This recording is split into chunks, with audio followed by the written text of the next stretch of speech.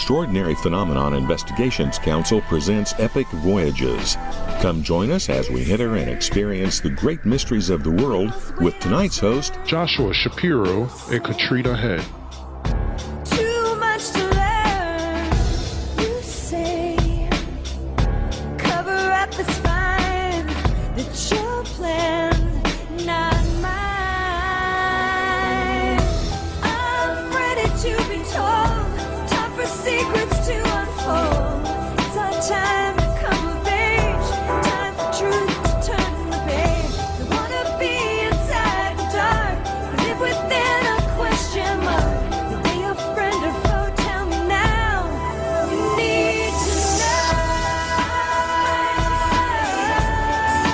Need to know.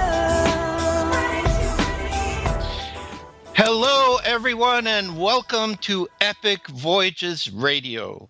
As was announced in the intro, you have two guest hosts tonight. Myself, Joshua Shapiro, with my lovely partner, Katrina Head. Say hello, Katrina. Hello, everyone. I'm happy Right. to be here. We are so delighted and honored. Ken Carey, who is the head of Epic Voyages, invited us to be our guest. And we are known as the Crystal Skull Explorers, so that's what we're going to be talking about tonight, are those crystal skulls.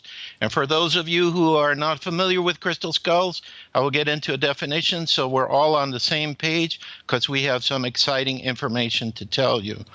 So Katrina and I have been together now since 2009, is that right? When we met in Atlanta? Yes, a long time ago. Yeah, and we've been close ever since, and we're excited to be doing the radio show with you. So before we get into all this really cool and amazing stuff, let me do the housekeeping that Epic Voyages asked me to do. So, of course, you can visit their website at epicvoyagers.com for all their up-to-date information and all their exciting new projects that they're doing, as well as to view all the upcoming radio shows and the topics that'll be going on, as obviously this is a weekly show. And from there, you can link to their Facebook page, or you can follow them on Twitter or Instagram. And, of course, you definitely want to subscribe to their YouTube page. Now, every Monday night, you can catch this show either at 9 p.m. Eastern Time or 6 p.m. Pacific, and it's always on InceptionRadioNetwork.com, or IRN for short. So IRN provides you, yes, that's you, with several opportunities to tune in and not miss a beat on any of these great shows that they're doing. This includes listening to them live, even on your television set, via the Roku TV set, which is a top media player.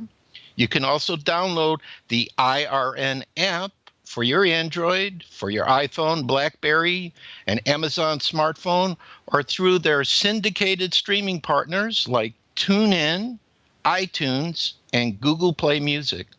This show is also available on your car stereo via the Snitcher Radio, I hope I pronounced that right, Snitcher Radio Vehicle Dashboard app. And lastly, even if all the power in the world goes out, you can still listen to the show in the old-fashioned way by a tethered phone line and dialing the following phone number, 401-267-8300. Again, that number is 401-267-8300. Of course, the show is rebroadcast every Friday night on Dark Matter Digital Network at 10 p.m. Eastern or 7 p.m. Pacific.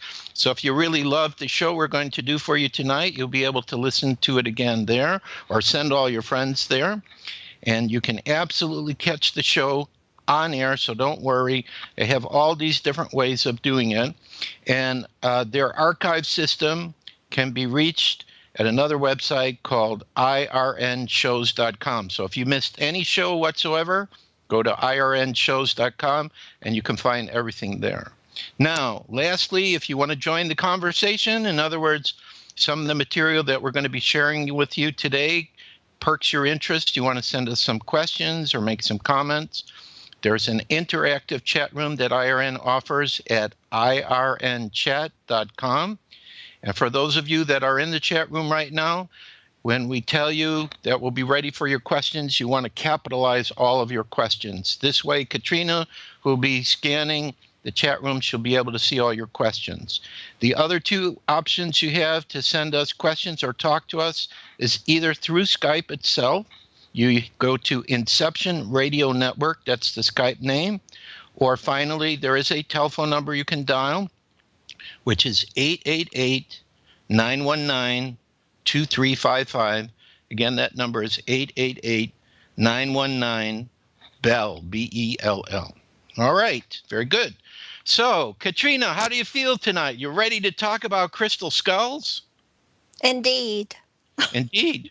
But, well, let's do this. I mean, I was going to jump right into the Mitchell Hedges crystal skull because we're working with the guardian of the skull out here in the Seattle area. But there might be some listeners on the radio show who don't really know what a crystal skull is. They may not have seen that last Indiana Jones film or the Stargate episode that had a crystal skull. So why don't you give your definition first of what crystal skulls are, and then I'll add something to it. How about that? Crystal skulls can be either old, new, or ancient for me. Or reported. Go ahead. Or reported. So crystal skulls that are new and old are usually carved. The new ones, we have master carvers in Brazil who will carve them with diamond tip tools. And then the old ones, we have an old one, and it has a name, and its name is Tchula. It was found in a Mongolian dig, so it was dug up from the ground, and so it's very old. I'm not sure how old it is, but they can be up to 2,000 years old. Okay. Anything else you want to add before I chip in? Then you have the ancient crystal skulls, which is one that we have here now, and it will absolutely blow you away. Okay. So obviously when we say a crystal skull, right, we're talking about a gemstone or a quartz crystal or some type of stone that has been put into the shape of a skull, human skull, although the modern carvers today, they're making skulls of every shape. You can imagine alien skulls, right? Animal skulls, all kinds of skulls. So this is basically what we're talking about. But one thing that some people have said is, all right, fine, I understand what these crystal skulls are about, but, why are people interested in them? What's special about them? Why should I even go out and get one? Or why should I accept a gift from someone? So I'm going to ask Katrina that question first, and then I'll give my answer. So why are these skulls important?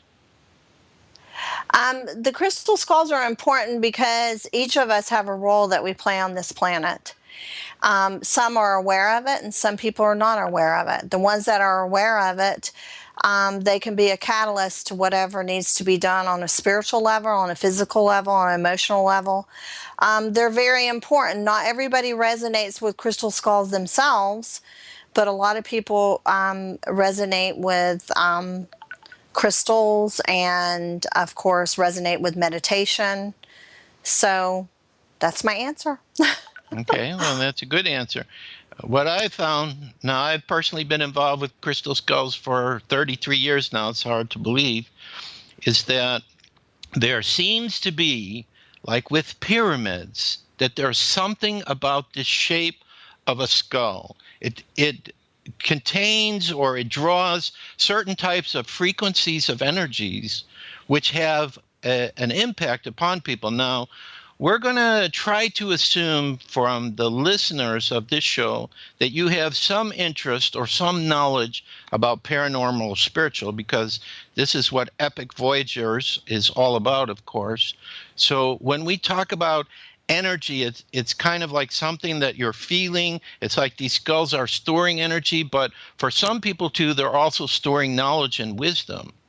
And some people have actually been like meditating or holding a crystal skull, and that they've been able to actually receive, some kind of energy or knowledge or information. This is what makes it a very controversial subject, I think, is because, like, if I talk to scientists about crystal skulls, they'll like look at me and, who is this Shapiro guy? Is he crazy? What is he talking about? And it's a stone. Like, I'll give an example of one story to talk about this. When I was living in Europe, I had an opportunity to work with a group in Belgium that had a device called a Lequier antenna. Now, the only way I can describe what this device does is it's like a dowsing rod, but it has numbers on it. Now, a dowsing rod, when people are using it, it's sensitive to energies in the ground, and the rod actually moves by itself when it finds something in the ground that you're looking for. Well, this particular rod, called a Lequier antenna with the numbers on it, it did the same thing, except they knew if they placed on certain numbers, certain energies they're looking for, when this rod flipped, they had discovered it. So this teacher of this group of students that invited us, he looked at one of our personal crystal skulls. This is the one known as Portal de Luz, Portal of Light, a 10-pound smoky quartz skull created by a master carver in Brazil. And he said, I don't understand what we're doing here. There's a rock there. Nothing of significance is going to happen around this rock. You know the story. I've told you, Katrina, right? Yes, I do. Yeah. So then they went ahead and they did measurements on it, all different frequencies and energy. And what happened is when they came back the first time, they told their instructor, we have measured various frequencies on this crystal skull, and it's showing us the frequencies of energies of the 5 human senses. So the teacher said, no, that's impossible. You need to do the readings again. I do not accept it. This is a rock. There is nothing significant about it whatsoever. So they did the reading again, and they got the same result. The 5 human senses were emanating from this crystal skull. And they did it a third time, and the same. And one other thing that was strange that also happened on this time was they took the crystal skull outside and they started measuring energies in the ground. And when they placed him in a certain spot, before they did the measurement with him on that spot, there was nothing there. And all of a sudden, some new energy started coming up.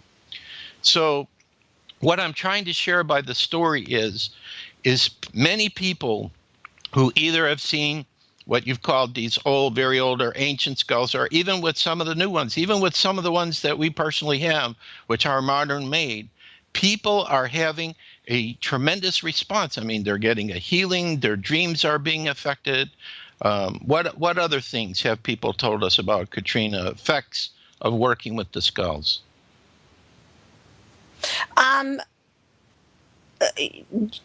You're right. DNA can be activated as well. Okay. Whatever you came in here for, whatever purpose, they can work with you with that too. As far as waking you up to who you truly are and what you're doing, what you're supposed to be doing. Okay. All right. Now we had 2 people that sent us questions in the chat room? I believe 3. 3. Okay. Well, I see 2 here. First one was, what is the significance of crystal skulls? No, that's not the first one. No? Actually, the first one is, if I may, Okay. the Hedges skull is interesting, but new ones are just quartz. That's a little bit of a question. Okay. Do you want me to go with that one, or you want to answer that first? Well, I'll be happy to answer it. Yeah. The Mitchell Hedges skull, the skull of love, actually that's what it's called, the skull of love. It is an interesting one. It is a quartz crystal. But we have crystal skulls that are new, contemporary crystal skulls that are carved from everything, from every stone you can imagine. You even have ocean jasper that is carved into crystal skulls. So I hope that answers that question. I would like to add. Yeah, you can add to it. Go ahead. Okay, first of all, some people may not know when we say the Mitchell Hedges crystal skull, which one are we speaking about? Okay, so first let's talk about that so people know. Okay. In 1924, or actually it was the end of 1923, there was a British explorer, last name of F.A. Mitchell Hedges, and he received permission from the British government to go to British Honduras, which is now the country of Belize, and to look. What he was looking for was evidence of Atlantis, but what he found was an ancient Mayan ruin, an ancient Mayan city. And after they burned the vegetation down and they could see this whole city, the story goes that on his adopted daughter's birthday, which was Anna Mitchell Hedges, in 1924, January 1st, she was climbing up a tall pyramid to see the sea, which was close to the area that they were at. And as she was coming down, she saw a light being reflected within the pyramid, and she told her father about it. They got the local Mayan natives. They start lifting the heavy stones, and they brought out the top part of a beautifully done, almost exact duplicate of a human bone skull, but the top part, the lower jaw, was missing. About 6 weeks later, they found this crystal skull, or the lower jaw. They found it in a temple area. So the thing is when the crystal skull was brought out, the local Mayan natives, this was a very sacred artifact for them. So Mitchell Hedges didn't have the heart. He gave it to the local Mayan natives. And then when the expedition ended in 1927, due to the food and the medical supplies and clothing and all the help the expedition brought to the local Mayan people, the head shaman presented the crystal skull to Mitchell Hedges as a gift. If it was not presented as a gift, then it probably would have be in a museum right now. But as it is, it stayed with the Mitchell Hedges family. And then, of course, when Anna Mitchell Hedges passed away in, 2007 it would be, because she had just turned 100 years old, the crystal skull went to the current guardian, Bill Holman. So this crystal skull that the person was asking about says it's interesting because it's human size with two pieces. It's almost exact duplicate of a human bone skull.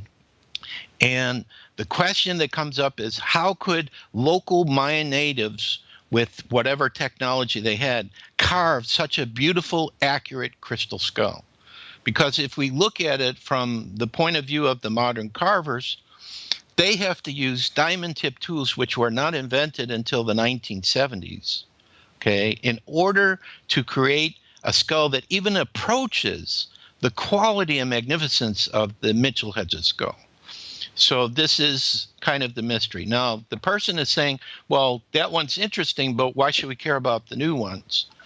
Well, I'm going to go out on a limb, and Katrina, you're going to have to back me on this, is to try to explain why every crystal skull has a potential to hold an energy and to also be profoundly affecting people in a very powerful and positive way, regardless whether it's a crystal skull that could have been made. Like, for example, I think the Mitchell Hedges skull came from Atlantis, and when Atlantis was destroyed, they brought it to their colonies, and eventually the Mayans found it. So if that's true, but there's no way to prove that, of course, it could be 10,000, 12,000 years old. But what about the new ones that the modern carvers are creating? So this is the theory I'm going to throw out there. Now, one of the rules of thumb that we're going to do on this radio show, and also in all the future ones that we do, is, and I do this in the presentations as well, is to share different information, but, to let all the listeners decide for themselves. Does what he's saying make sense? Does it not make sense? I mean, there are so many incredible things that are going on right now. So many different histories of the earth and world mysteries and connections with UFO and the paranormal and all this. And it's like a lot of us are very interested in these things, and we want to try to figure all these things out. But there's so many different theories and so on. And the crystal skull is no different. There are many, many different theories. So based on 33 years of working with thousands of crystal skulls, some which I think were made thousands of years ago, some that could have been made yesterday or within the last few years or the last hundreds of years, this is the conclusion I come to, which is why I believe that every crystal skull has a purpose. And that is, once a crystal skull is made, let's say by a modern carver, and then it goes to a certain individual, somehow they start becoming alive. Now, what do I mean by alive? And if you want to add something, Katrina, your experience, how the skulls are coming alive. This is a very important point. I know I was interviewed. Remember the interview I had to do 2011 for, who was that for? Like National Geographic, The Truth About the Crystal Skulls.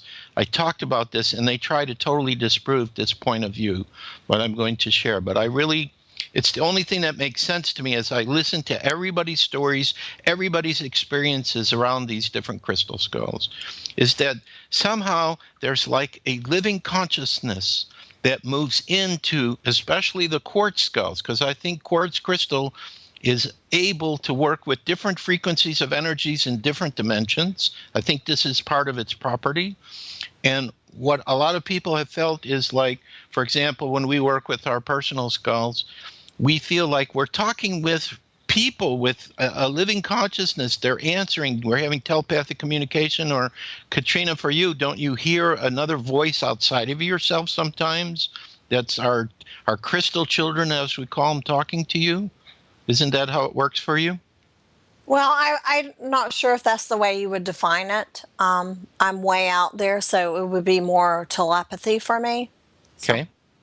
All right, but it's something that's alive, that has an intelligence, that's speaking. Oh, definitely. And what it seems to do is it seems to pick up what are your specific inner gifts. Like, for example, when you read a book, do you read the words or do you see the words? Like, for example, in my case, I have to hear the words. Like I'm looking at my sheet, what's going to happen for the radio show here. I have to hear the words in my head. If I try to just see them, it hurts me. So everybody has different inner gifts. And apparently somehow this intelligence that's connected with these crystal skulls is able to link into whatever those inner gifts are. So you may telepathically, which means you're hearing inside yourself, or you may get a feeling, or you may have a vision, or it may affect your dream, etc. So it just depends upon that. So this is what we're also finding with the new skulls. Now, what's happening, right now we're here in the Seattle area. We're working with Bill Holman, who's the guardian of this Mitchell Hedges skull. We've had 3 days so far of working with him where people have had private sessions, and they've also seen the skull in public talks. And what we've been doing is watching how the energy connected to that skull is affecting people, and many people are feeling this tremendous energy connected to it, and they're having interesting experiences. Some people are coming to have help with their health situation, and I've watched people come out of the session, and it's like, they're smiling, their eyes are going up to their head, they can't believe they've had this experience. But the key is... And they're also crying. Right, they're crying. But the thing is the guardian, Mr. Holman, he really cares about not only that people have the opportunity to meet the skull and have your own experience, but he's allowing people to bring their personal crystals or crystal skulls to be in the presence. And what we've seen, even with our own skulls, which we have a few that could be quite old, but most are new, that they transfer energy from one to the other. So this is another reason why even the new skulls could be important, because if you bring them, and our skulls call these older skulls, they're older brothers and sisters, and they start receiving some of those energies that have been recording from ancient cultures, civilizations, ceremonies done by indigenous people, all these great energies that the skulls are able to record, then they're passed on to the other crystal skulls that people bring in there. So coming now to the second question, unless you want to add something on that first one, is there anything else you want to say about it before I go to the significance of the crystal skulls? No. Okay. All right. Well, the listeners are lucky tonight because you kind of get two different perspectives. You get a kind of more male, kind of logical explanation, scientific, if that's possible with crystal skulls, and you get a more, spiritual, emotional, feeling type perspective. So for me, if somebody said, what's the significance of crystal skulls? I would say Well, I'd have to break it down in a couple of things. Number one, for right now, I think their significance is they hold these special energies and they're helping people to awaken to their inner essence, their spiritual essence, their spiritual gifts, their creative gifts. It's like being in an energy vortex. It just kind of wakes people up and helps them to understand who they really are. From a perspective of the indigenous people, a lot of them see them as sacred objects. They're doing sacred ceremony, and they're also doing earth energy work with the skulls. Now, that's where Katrina is more advanced than I am. Do you want to talk about that? I don't know if I'm more advanced than you are, but that's just a part of my role is working with the grid. Okay, so So, explain that more. okay, so the crystal skull, the skull of love, which is the Mitchell Hedges skull, has come to this area and is working in the Seattle area off the West Coast, all the way down into the West Coast, the Pacific Ocean, all the way down into Mexico, working with the grid, working in the plates of the earth to prevent any kind of cataclysm. But how do you So, see the energy of the skull working with the grid? Can you explain it a little bit more? okay, so when you're working with the grid, you're working with the ley lines. You're working. This goes very deep and over everybody's head, Joshua. So it's really hard. It's a role that everybody plays. Okay, there's no value difference. Everybody has a different significance role that they have with the crystalline energy. So Okay. it's hard for me to explain that question, especially now since I'm around a very strong energy that has been working with me and working with this land. But it's just very important because this crystal skull is a crystal skull that comes back from Atlantis, and it's merged into this timeline and this present moment, and it's working with the energies of the ley lines. I don't know if that makes any sense. Okay. Well, we can go with that for now. But now the significance of the crystal skulls, Yes. that's not the significance of the crystal skulls for me is the consciousness of the crystalline. Okay, you can go into why would you have the significance of the crystalline as a crystal skull, and the crystal skull for me, the way that it's carved makes it personal for me. Okay, because I work on different subtle levels. Okay, so a lot of stuff is not right here, and it can go over somebody's head, or it can resonate with them, and they can understand it. So the crystal skull consciousness is important for me because it is carved into the shape of a skull that's like mine, and it's working with parts of my brain because it does represent a consciousness of a brain. Okay. I would say also significance of the skull is I feel they're like, well, they could be like the ancient computers. Instead of people in the past having computers like we have now, they just Yes. used a crystal skull to store information. And I believe in the future there will be a technology with some of the very old skulls where video images and this kind of information is going to start coming out. It'll be like, little mini computer, and you're connecting the device, and all of a sudden there's all this amazing knowledge and information shown visually. So as we said in the beginning, there's many possibilities. But also, when I saw my first crystal skull, and I think this is very significant, this was an amethyst crystal skull, which now is known as a me, which some people have seen and felt it could have been in Atlantis or Lemuria. Again, no way to kind of prove these things. It's more of sitting with it and getting impressions and so on. That particular crystal skull said to me, hey, these crystal skulls are returning because we're here to help humanity to create peace. And for me, when I saw this one, it was kind of like a confirmation that, this desire that we all have to see a peaceful world, this wasn't just wishful thinking. These skulls are coming back, and this is really going to happen in our lifetime. So I think this is another significant, an ancient physical object that's coming back to help humanity to create peace. And I think that's what is the most significant. Okay, so now we come back to that question about extrasensory energy in our DNA that the skulls activate. I believe that absolutely. I think that the crystal skulls broadcast frequencies of energy that definitely work with the DNA energy inside of a human being.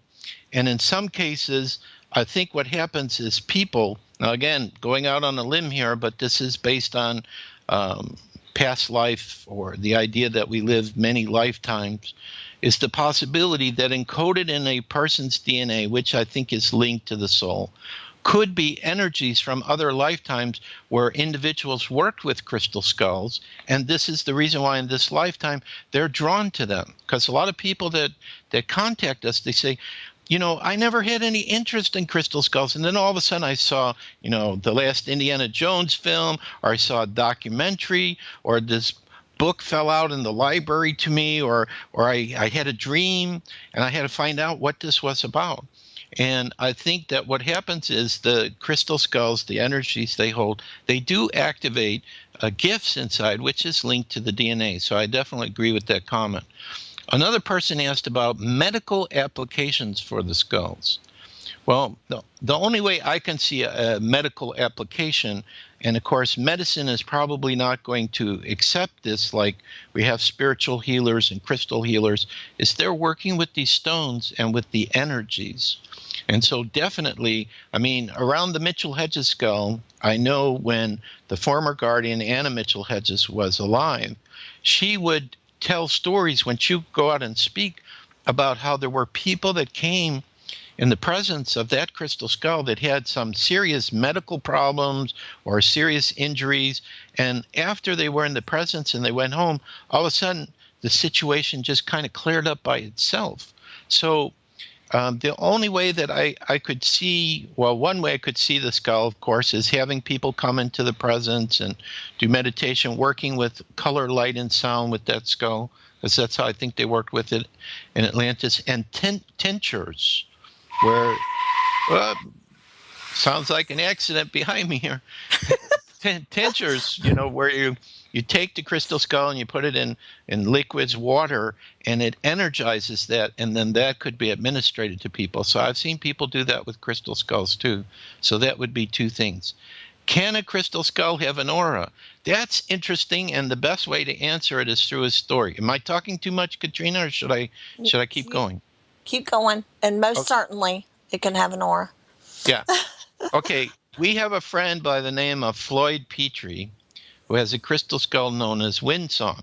Now, this is very interesting because when he met this skull, he was told this skull had a living consciousness inside of it, and he didn't believe it because there were, I guess, spiritual channels or mediums that were working with it.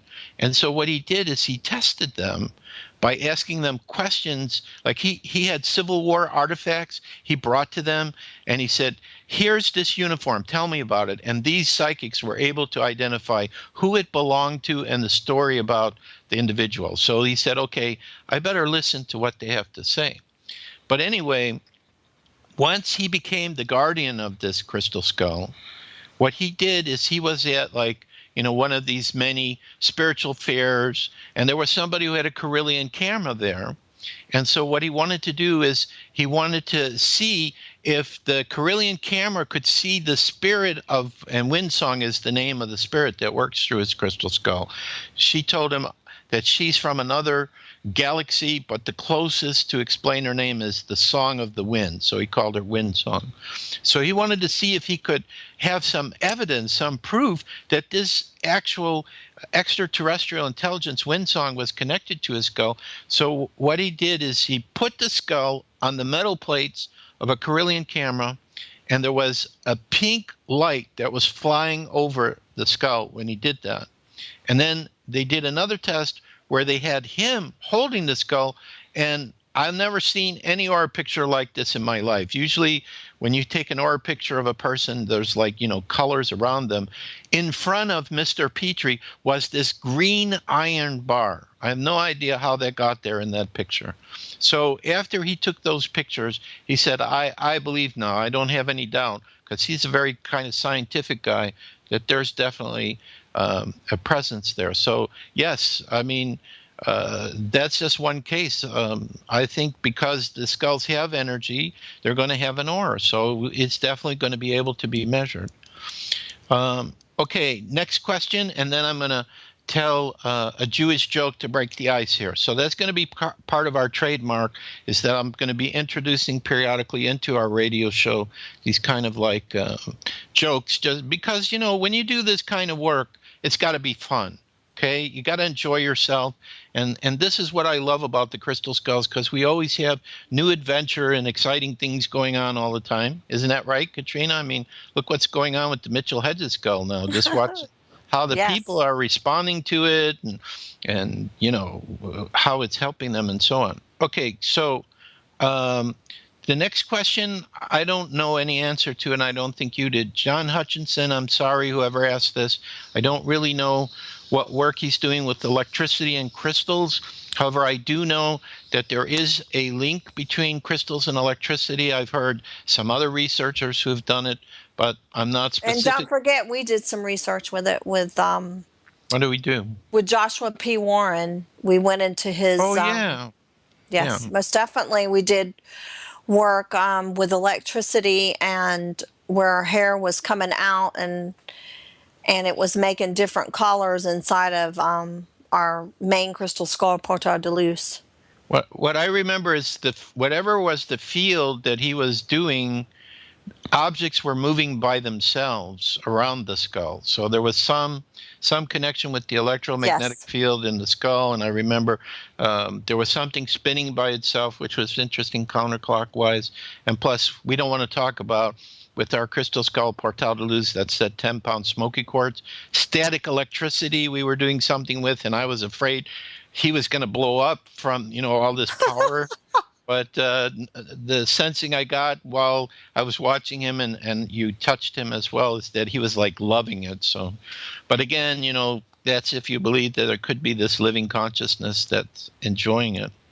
Okay, so I want to go with a Jewish joke right now to kind of break the ice, because we've been like delving in very much into the crystal skulls. So there's this Arab guy who's like dying of thirst in the desert. He's like crawling on his hands and knees because he just needs to have some water. And all of a sudden he sees in the distance in the desert there, it looks like there's a man standing by a table. So, you know, he's got nothing else to help him out. So he goes towards the guy in the desert by the table, and he sees that the man's standing at a table with ties. So he goes up to him and he says, "Please, sir," but of course it's a Jewish guy, all right? Forget that. That's very important, Jewish guy. So he goes up to the Jewish guy and he says, "Sir, I'm dying of thirst. Do you have any water to help me? Please help me." And the Jewish guy looks at him and he says, "You know what, buddy? I got the perfect tie for you. All the ladies will love it. You got to have this tie. Here it is right here.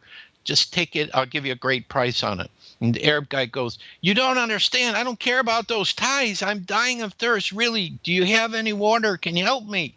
And the Jewish guy keeps going, "Listen, buddy, I'll give you a really special deal on this tie. I'm telling you, you need to have this tie." And the Arab guy goes, "Look, mister, if you can help me with the water, I'm going to have to move on because I really need to get some water." He says, "All right, look, if you keep going in that direction for about another 2 miles, you'll come to a restaurant, and I'm sure they'll be willing to help you." So then, I don't know, about another hour later, the Jewish guy is standing at the table. He sees the Arab guy again crawling on the desert, coming toward him again. So eventually the Arab guy comes up to him, and the Jewish guy asks him, he said, "So, Nuv, what happened? Were they able to help you?" He said, "Yes, they were very happy to help me, but they wouldn't let me in and serve me unless I was wearing a tie." So anyway, hope you enjoy that little basic joke. I'm surprised you laughed at it, Katrina. You've heard it so many times. Okay.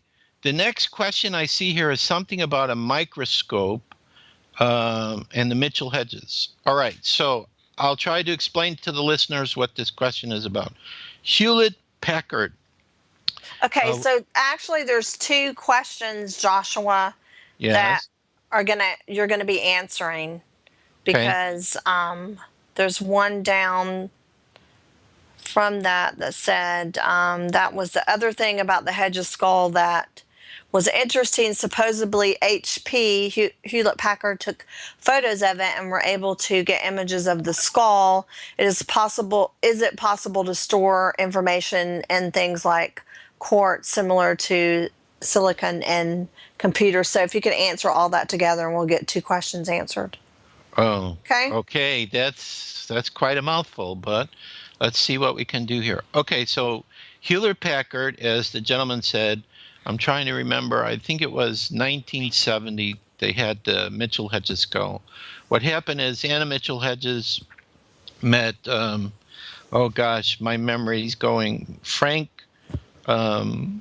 Dolan. Yeah. Frank Dorland at the Yes. World's Fair. She had the crystal skull, and there was this Russian, a very old Russian icon that she had. And she gave the crystal skull to Mr. Dorland for research because she wanted to understand, what do I have exactly? What is this all about with this crystal skull? And so he kept it for about 6 years. And he made an arrangement in 1970. Plus, he also had his own microscope. But he gave it to Hewlett Packard. And when they were looking in the microscope at how the pieces of the Mitchell Hedges skull were carved, they saw that it was done against the grain of the crystal, the natural grain of the crystal. And if a modern carver tries, although there are some that say they're so good they could do it, but for the most part, if you try to carve against the grain of anything, it's going to shatter. And so this was one of the mysteries that Hewlett Packard saw. Then what was the other part about Hewlett Packard you told me? Let me see if I can see where it is. I see my memory's going. You said there was something else. Oh, storing information in crystals like computers. Okay. Yep. The co-authors of the first book that I was involved in, which is called Mystery of the Crystal Skulls Revealed, by Bowen, Nasarino, and Shapiro. This came out in 1989. They had an opportunity to visit with the Mitchell Hedges skull, and what they were doing is they were using different color, light, and sound, exposing the skull to this, and then they were taking pictures.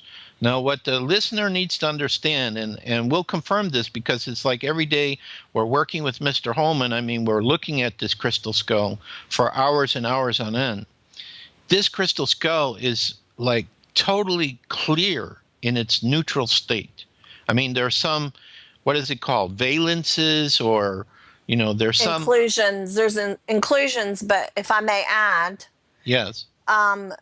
this they have pictures all over the internet of the Mitchell Hedges skull, but I will tell you, seeing it in the physical, the pictures do not do it justice whatsoever. I've seen quite a few ancient skulls. You've seen more ancient skulls than me, Joshua. Does this crystal skull look anything like the other ancient crystal skulls you've seen? Well, I have not seen another ancient crystal skull, and again, this is subjective, which ones people believe are ancient, that has, you know, the characteristics exactly almost identical to human bone skull. Although my co-author, Mr. Nasarino, said he saw rose quartz in Central America.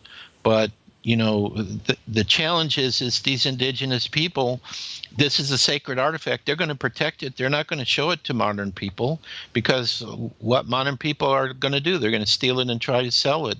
I mean, part of the reason that Anna Mitchell Hedges gave the skull to Bill Holman was because she knew he was not going to sell it, that he was going to continue what she was doing, which was to share the crystal skull, you know, with the people and let them have an opportunity to experience it.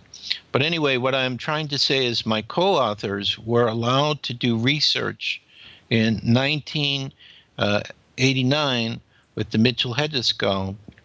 And when they were shining different colored lights on it, holographic images were coming out, which means the internal part of this crystal skull was changing its form. And based upon the energies that it was exposed to, it was having, you know, all these different images and so on. So if you can record with video and camera the images, then I would assume the Mitchell-headed skull also is storing energy and knowledge and information, and maybe like video, which it eventually, if we ever come up with the device, it'll play it. So definitely this crystal skull, and we've seen it with other ones too, where internally they have changed, where it seems like they're recording things. So it's pretty interesting. And another interesting thing about this crystal skull is that a lot of people will carry lights with older and ancient skulls and put them underneath it. You don't even, this one glows without any sort of light whatsoever. It Right. shines and glows without even a little light in it whatsoever. Exactly. So I find that interesting. Right. Now, there was another question asked, which is a very good question. I'm glad somebody asked this question. They said, are the crystal skulls really any more powerful than any other shaped crystal manifestation? This is a very good question because, you know, we've talked about with some people that we feel like there's this living consciousness that's connected with a lot of the skulls, but there also can be a living consciousness connected to a quartz crystal regardless of its shape or pattern. I think this is the conclusion that I've come to. When somebody has a piece of quartz that doesn't really have a recognizable shape, you know, it's like the person, they can feel the energy, they can work with that energy, but they're not really going to relate to it like as if it's a person. And see, with a lot of people who have skulls, it's like they're a living being, a person. They look like us. They're talking with them. They're having conversations with them. They're very comfortable having their skulls around. It's like, you know, I call our skulls our crystal children because I feel like all of them are in the process of going through their own evolution. They have their own personality. And when I focus on an individual skull, it's like I'm talking to a person. So this is kind of what I see as the difference. So let's say, for example, this is just a way out theory I have. Let's say that you're in spirit and you're looking at planet Earth, this physical reality where, you know, probably, I don't know how much, 30, 40%, maybe it's up to 50%, I don't know right now. The population have some awareness that they're spiritual beings. They don't die. They live forever. They have multiple lifetimes. They could live on other worlds. You know, they might be angels, extraterrestrials in other places. I mean, I believe in truth that anything we can imagine, we can only imagine it because it has to exist somewhere. So that's my idea. That's one of my special sayings, let's say. So, what am I talking about So here? somebody's at the same time somebody's asked, I don't mean to get ahead of it, but they're saying Sky 33 is saying, so the shape is it significant? Is it Right. subjective? Is it a subject? Yeah, it is. The shape in the skull is significant, not just for crystal skulls, but also for our own skulls in our head. And this is my thinking on this. Just like with a pyramid, they've discovered if you go 1/3 of the way down from the top of a pyramid, it rejuvenates metal, it energizes DNA. There's a special energy there. I think the same thing is true about the human bone skull. I believe that there was a higher intelligence at some point, and there's a lot of theories coming out now about where did humanity come from, you know, how were we created, the extraterrestrials made with pre-humans, all kinds of theories. But anyway, someone on some level, even if it's a higher spiritual intelligence that wanted to put life on the earth and create humanoid form, decided the shape of the skull was the way that it was going to be for us. And I personally feel that this shape allows every human being to receive cosmic knowledge and information. Now, whether they're able to process it, integrate it consciously, that depends upon how far advanced they are in their own spiritual growth and evolution, because it's a vibrational thing. You know, it's like, you know, if we go to the primitive people and we introduce to them all our modern technology, they don't understand what all of this is. It's like their vibration is not in sync with who we are. I also felt that too when I went to Australia and was doing crystal skull lectures out there, and I had a chance to meet the Aboriginal people. There's something about, and they don't like to be called Aboriginal, that's right, they like to be called the original people. There's something about those human beings which is different than the modern human being. So I think the shape is significant and important because it's able to receive cosmic knowledge and information, and that comes into our consciousness because of that shape. That's what my conclusion. But if I can add, Yes. it's not any superior over crystals in general. They are all of the crystalline, except some choose to work with the carving of the crystal. Right. And the next person I see is talking about, could they retain a history, like what goes on around them? I believe that. I really feel that the crystal skulls or the crystals are recording vibrationally the energy of everything that happens around them. And if we had the right technology, we could replay it. So let's say, for example, the Mitchell Hedges skull is from Atlantis, and it is 15 or 20,000 years old. If we had the right device or the right technology, we could connect it to the skull, and we would be able to view and see exactly how the people lived all the way back then. So, and also, too, the other reason I believe that is because there are sensitives who will sit with these crystal skulls, these older crystal skulls, and they start talking about a history, and they're getting it. Now, I know I've heard some other studies done with other stones too, that they'll record frequencies and energies, and that we're starting to develop technology to start to read that, like in the Great Pyramid, where there's stones, there are some rooms they've gotten into, and they've been reading the vibrational frequency stored by the stones. But I also think this is very true with crystal skulls themselves. Okay, so where are we at now? Is there also... Yes, another person was asking if the... Okay, so we talked about the shape does make a difference, I believe. And according to F.A. Mitchell Hedges, when they were, not only when they found the Mitchell Hedges skull, but I believe after that, and then Mr. Holman talked about this in his presentation where he's given the history on the Mitchell Hedges skull and talking about the Mitchell Hedges family, they found an entire crystal boy in a cave somewhere in, I don't know, these islands off South America or Honduras. In Honduras. Yes. And there has been, let's say, information channeled in the first book we did, Mystery of the Crystal Skulls Revealed, by co-author Sandra Bowen, who said that the Mitchell Hedges skull, so this is just the theory, but it would answer the question about crystal skeletons too, not just the head, said that in Atlantis, there was a priestess by the name of Shatritra, who, when she died, she was so well respected, they converted her entire body into quartz crystal.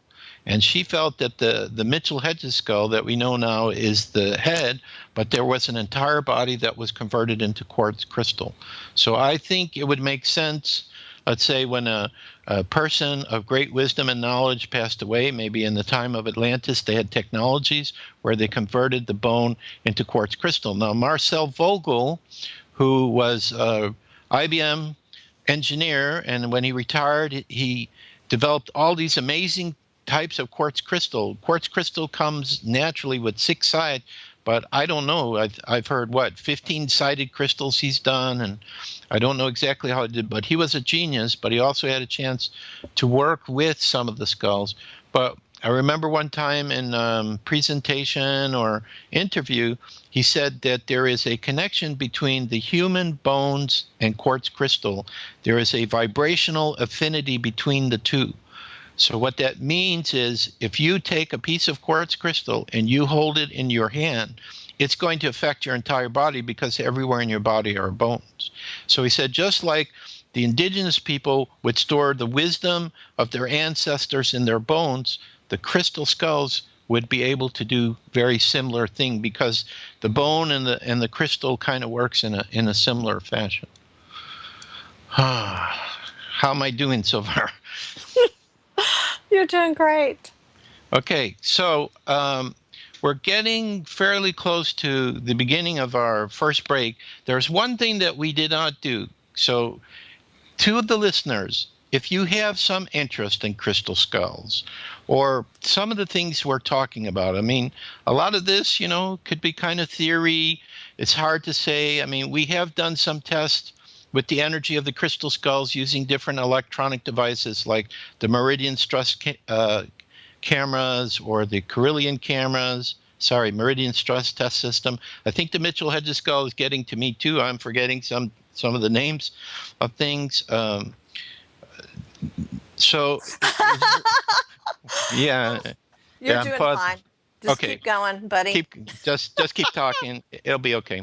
All right. But anyway, I wanted to give out our website. We have a new website that we created at the beginning of this year, and we've put the best stuff we have on there. And I really would suggest for the listeners, if you want to learn more, we have a free ebook on there you can read that has a little interview with Mr. Holman. We have our free newsletter. We do a world peace meditation with the crystal skulls every month, so it talks about that. I even have, I'll get into this more in the second half, but I started my own kind of like online story with blog post called The Disclosure Chronicles, which leads into UFOs, and UFOs most definitely are connected with crystal skulls, but we're going to have to talk about that in the second half. So we have that on there. So if you want to remember this website, think about Double Crystal Skull Explorers, because we had to set it up differently from our other website, which is still out there. So the one you want to go to is CSE, like Crystal Skull Explorers, CSE.crystalskullexplorers.com. So again, that's CSE.crystalskullexplorers.com. Or, if you look up Crystal Skull Explorers on Google, you'll find us easily. I don't think anyone else is calling them Crystal Skull Explorers, although I do joke with Mr. Holman because he likes to be the Indiana Jones type, but, he's an explorer, an adventurer, and we call ourselves explorers because our job is to share with our listeners on our radio shows, when we do our public talks, online conferences, and our books, the best information we have, and let the listeners decide for themselves, what do they think is good or not. So CSE.crystalskullexplorers.com. Check that out. A lot of information there. It'll keep you busy for a while. We also have a YouTube channel, which I can't remember what it is. Again, I think if you look under Crystal Skull Explorers, you'll find it. And the other thing is the World Peace Meditations, too, that we do every month. You might want to also check that out. Anything else we want to let them know that we offer before we go to our first break? Miss Katrina. Did you mention about the free ebook? Yes. Oh, also we help people find their crystal skulls. We have contact with carvers, and it's unbelievable. How many people do you think we've helped since we met in 2009 get their own skulls? I've lost count. Hundreds, over 1,000. I mean, I would say hundreds. Yeah. I mean, it just shows that, you see, this is the key to understand. When I first got involved in crystal skulls in the 1980s, there weren't that many people that were interested, and there weren't that many crystal skulls that were known. But then I would say around the late 1980s, early 1990s, middle 1990s, all of a sudden people started having a great interest in crystal skulls, and that's when everybody started, to buy them and so on. And so this is what we're talking about, is these gemstones made in the shape of like human bone skull. Size doesn't matter. We'll have to explain that when we come back, of course. Yes, because we have about 2 minutes left, please. Yeah, before the thing. So let's wrap it up. Okay. So everyone, we want to thank you for listening. We hope with the different perspectives we've shared, it's made a lot of sense. And we're going to be heading to our break here for about 5 minutes. So if you need to go to the bathroom or whatever, take a break and come back, and we're going to have more exciting stuff to share with you. Hello, and welcome back to Epic Voyagers Radio. Are you still